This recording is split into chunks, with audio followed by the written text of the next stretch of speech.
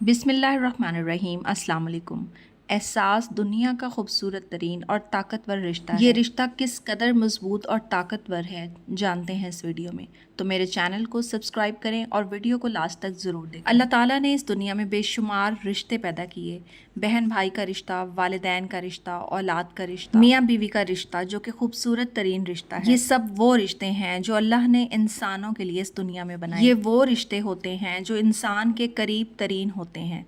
मगर अगर इन रिश्तों में से एहसास को ख़त्म कर दिया जाए तो ये रिश्ते नाम के रह जाते हैं। एहसास ही है जो इंसान को इंसानियत के रिश्ते से जोड़ता है, अजनबी अफराद को अपना बनाता है।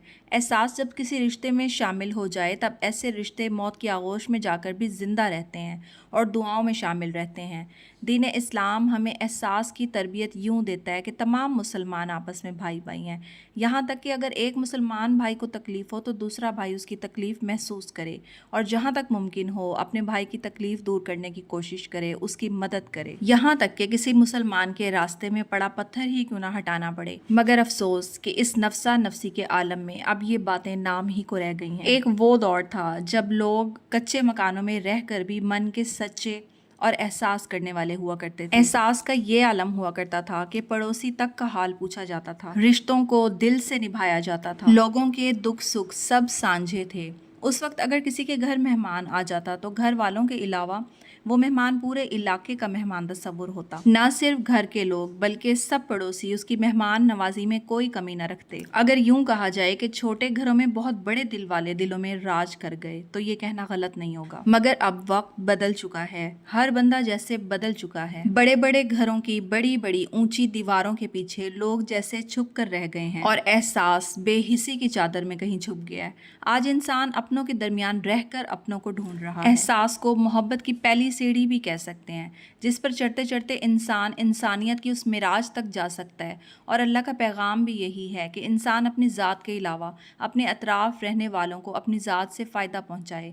हसास इंसान इस सायादार दरख्त की मानिंद है जिसके साया में बैठकर सब सुकून हासिल करते हैं, खुशी हासिल करते हैं और आराम हासिल करते हैं। अल्लाह के नज़दीक सबसे बेहतरीन इंसान वो है जिसकी ज़ात से किसी को नफ़ा पहुँचे, और जो इंसान किसी को नफ़ा पहुँचाने की नीयत रखता है यकीनन उसमें बेहद एहसास होता है। हज़रत अली का कौल है कि जो इंसान जितना ज़्यादा एहसास रखता है वो उतना ही कीमती है। हमारे एहसास के हकदार सबसे पहले हमारे माँ बाप हैं, जिनके हकूक़ हम सारी ज़िंदगी अदा नहीं कर सकते, यानी अगर सारी उम्र भी उनकी खिदमत की जाए तो कम है। कहा जाता है कि लोग मर जाएं तो सब्र आ जाता है, मगर एहसास मर जाए तो मुआशरा मर जाता है। आज अगर हम अपने मुआशरे की बात करें, अपने मुआशरे की तरफ नज़र उठाएं तो हर शख्स हमें इज़्तिराब का शिकार दिखाई देता है। ज़िंदगी की सब सहूलियात होने के बावजूद दिल इज़्तिराब का शिकार है। हर चेहरे पर बेसकूनी सी है।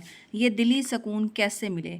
जब ज़िंदगी से अपनों की मोहब्बत, इंसानों के साथ हुस्न सलूक को निकाल दिया जाए, आपस में एक दूसरे की बात सुनने का हौसला नहीं रहे जो कच्चे घरों में रहने वालों में पाया जाता था, जब भाई की गलती छुपाने के लिए दूसरा मार खा जाता है, जब दोस्त अपने दोस्त की खातिर जान दे जाता था, जब मुसाफिरों को रोक रोक कर खाना खिलाया जाता था, जब बच्चे बेफिक्री के आलम में अपने घरों से बाहर खेलते थे। ये एहसास ही था, बेफिक्री का आलम था।